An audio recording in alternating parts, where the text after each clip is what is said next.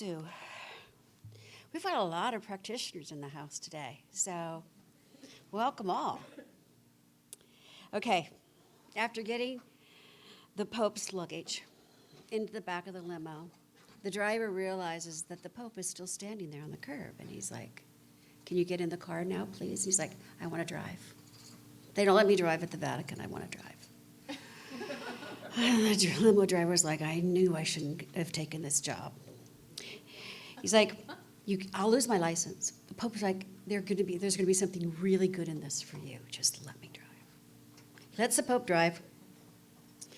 Of course, the Pope gets on the highway and just guns it. I mean, just out of sight fast. So a motorcycle cop stops him. The cop comes to the window, looks in, and goes back to his motorcycle. And he calls, he's like, "I gotta talk to the chief." The chief gets on the line, he's like, "Chief, I've got somebody in a limo, and I caught him doing 105 miles an hour. He's like, "Well, give him a ticket." He's like, "Well, here's the thing, he's really important." He's like, "Well, even more reason to give him a ticket. You know, just because he's powerful doesn't mean he can get away with anything." He's like, "Well, he's really, really important." He's like, "Okay, is he the mayor?" "No." "Governor?" "No." "President?" He's like, "No, much more powerful than that." He's like, "Well, okay, who is it?" He's like, "Well, it must be God because the Pope's driving him."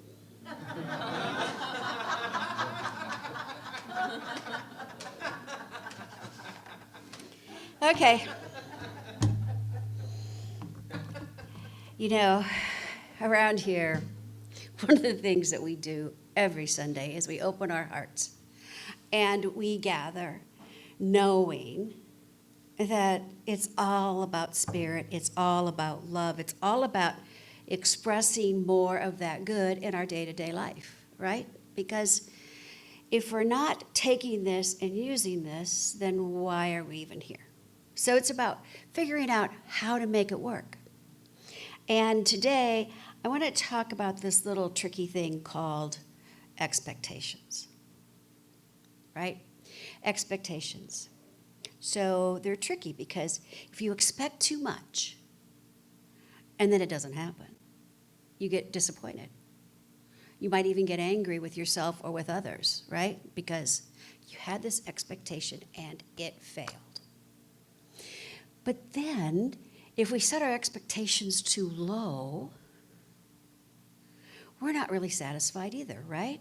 Because everything's just happening as it's supposed to. There's nothing grand, right? We're just sort of low expectations. And then, because our expectations are low, our life isn't as fulfilled, right? So we're still feeling kind of disappointed, disillusioned, a little angry. So it doesn't help us to settle for less or to expect even more. So then what about if we just didn't have expectations? Well, that's not possible at all, because let me tell you, your friends, your family, and the media all will help you get your expectations set if we let them. So today I want to start with that idea of expectations and share with you two expectations that we can all have that are completely and totally in our control. Nothing can impact it. Two of them. First one is faith. Expecting faith is like living from that place of gratitude and allowing space for God to do the heavy lifting. The second one is joy. Setting an expectation of joy is setting an expectation for goodness, to see the goodness, so we can give more gratitude. It's a winning combination, and they are completely in our control, always. So let's look at this idea of faith. In the Science Mind textbook, our founder, Ernest Holmes, writes, as a definition of faith, a substance of things hoped for, the evidence of things not seen. Faith is the mental attitude so inwardly embodied that the mind can no longer deny it. He goes on to say that faith is complete when it's both a conscious and an unconscious acceptance and belief in the presence of an invisible principle and law, which I call God, that responds to us always at the level we allow it to respond. Thy faith makes thy whole. Faith, it's a belief. It's a trust, it's a confidence that knowing we are never alone. We are swimming in the sea of God. Always. We are never, ever alone. And we are always connected. And it doesn't matter who we are. It has nothing to do with money, time, or power. It has nothing to do with how we show up. It has nothing to do with our physical appearance. It is always available for us to embody. In fact, when we take a breath, we are accepting more God. And so the idea of faith, it's between you and you, if you think about it, right? It's between you and that higher level of consciousness within you, that part of you that knows that it knows. Ralph Waldo Emerson wrote, "Every man is a doorway through which the infinite passes into the finite, through which God becomes man, and through which the universal becomes individual." That is who you are. You are a finite expression of the infinite.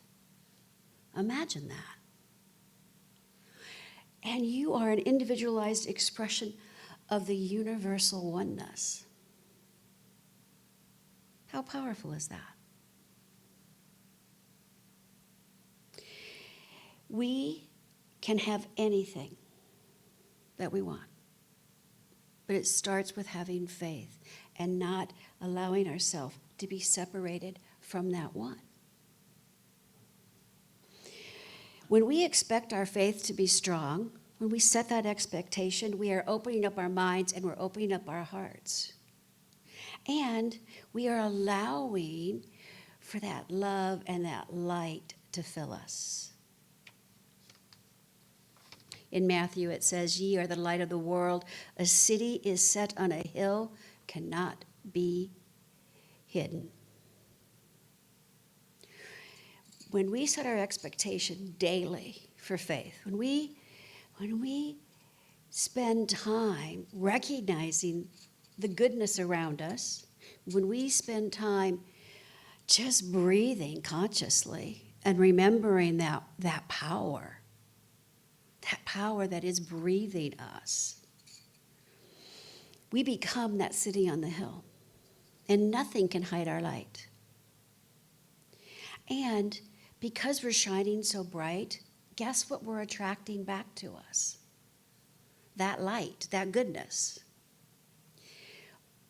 And when I say that, some of you might be thinking, okay, fine, but I'm struggling and I'm in pain right now, right? I mean, I'm not saying there aren't struggles and there aren't challenges. We've all got stuff. Boy, do we have stuff. And that stuff, it just keeps coming. It's called life, right, to a certain extent. Life with a non-capitalized L, I'd like to add. But here's the thing. When we have full expectancy that our faith, our belief, that we are an individualized expression of it, when we go there, we know that we're supported and we're guided and we're directed. We remember that we're not in this alone and that there is a solution. There's always a solution. We may not know it consciously right now, but there's always a solution. There's always the right path. And it's about taking a step back from the stuff. Just a step back and a conscious breath. And looking for something to be grateful for, because within your sight, there is something to be grateful for. And if there isn't, get in front of a mirror, right? And when we do that, when we step back, we let faith take over the driver's seat, right? We let faith drive us. And it may not happen as quickly as we want it to, as Celeste shared this morning, but it will, as long as we are solid in our faith. And when it starts to kind of fade, when we get to that place of, darn it, not again, right? When we get to that place of, holy crap, that's the time that we need to step back. We need to remember our truth. And if we can't remember our truth, we need to call someone and have someone remind us of our truth. We need to pick up something inspirational and read it. We need to take action to get back to that place of truth. And that's why I pointed out we've got practitioners in this room. All of us, according to Ernest, are practitioners, but we have licensed practitioners who are here and available to always remind you of the truth, who include all of us in their daily spiritual work, as knowing this community is lit up with goodness. Lit up with goodness. Homes, again. We are not going through a harder time today, a longer or darker night than has ever been experienced before. It only seems darker because we have lost our faith, the beacon of light. If one will have faith in himself, faith in oneself, faith in one's fellow man, in the universe, in God, and faith will light that place which finds him, and it finds him by himself. But with the light, he knows he is not alone. And by the light of faith, he will be able to see that all is good. And this light shed by this faith will light the way for others, and as we become conscious of the darkness, we are without faith, for faith is forever the light of our day, the light of our way, making things clear and visible to all, moves beyond obstacles, and goes on, lighting its path and the path of others. That's how powerful we are. We're so powerful that we get to decide if we're going to be a beacon of light and guide others, right?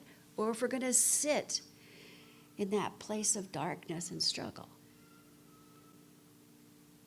When you set that expectancy bar really high on faith, right?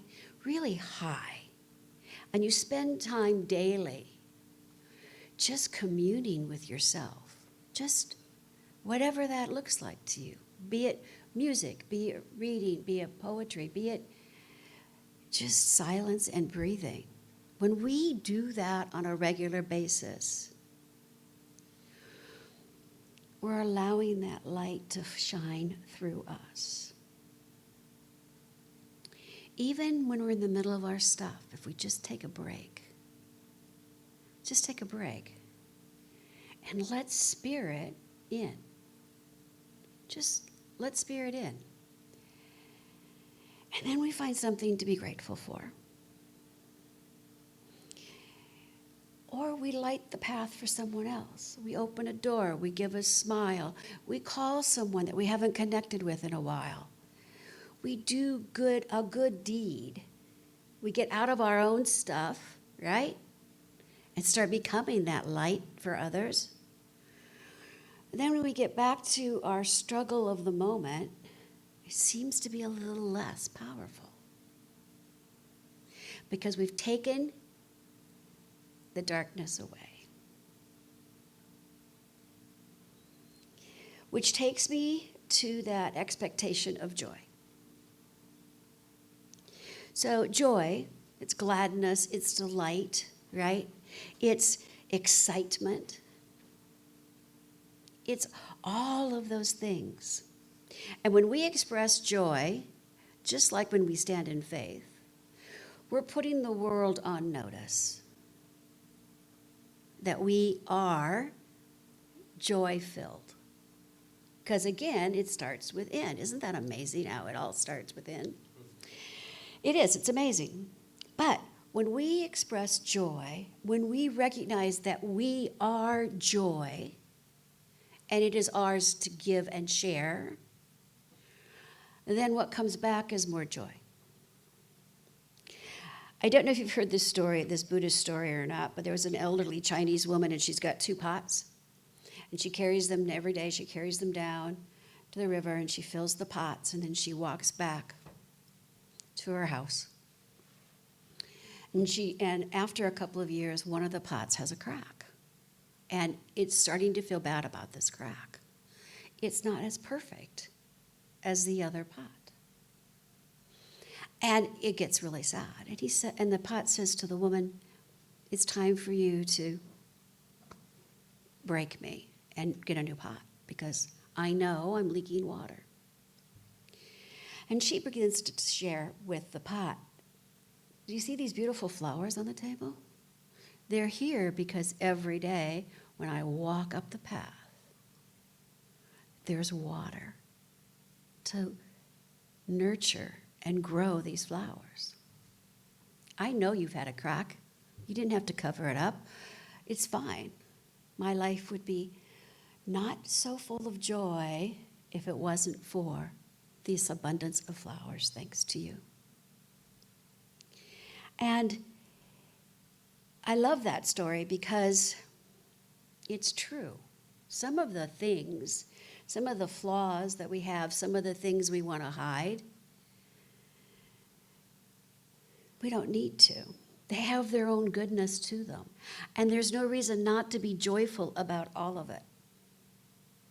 I think about the master teacher, Jesus, and the night before his death. He spoke of joy transcending. He spoke of a joy that no man can take away from you, even though he knew what was about to happen to him. He was going to lay down his earthly life, but he was still talking about joy. So any area of darkness, any cracks, allow the joy to fill it. And as it does, it's going to build your faith. I'd like to challenge each of you. I'd like to give you an assignment for this week, and this week only. Just try it this week. In the morning, before you get out of bed, notice how perfect your heart is beating. Wiggle your toes and recognize how fun that feels. Take a breath and just give thanks for that breath. And then smile and declare this is a day of joy and faith. Just declare it, claim it, demand it if you so desire. A day of joy and faith. I know it sounds a little crazy, right? But just try that and see how the day goes. See how the week goes. See if the burden is a little lighter. Because it's all about recognizing our truth and how powerful we are. I want to close with a prayer by Sir Francis Drake. Disturb us, God, when we are too well pleased with ourselves, when our dreams have come true because we have dreamed too little, when we arrive safely because we have sailed too close to the shore. Disturb us, God, when the abundance of things we possess, we have lost our thirst for the waters of life, having fallen in love with life. We have ceased to dream of eternity. And in our efforts to build a new earth, we have allowed our vision of a new heaven to dim. Disturb us, God, to dare more boldly, to adventure on wider seas where storms will show your mastery, where losing sight of land we shall find the stars. We ask you to push us back the horizons of hope and push us to the future in strength, courage, hope, love, and joy. Quiet, calm expectancy of faith and joy. Allow that to be our beacon this week. Thank you. Namaste.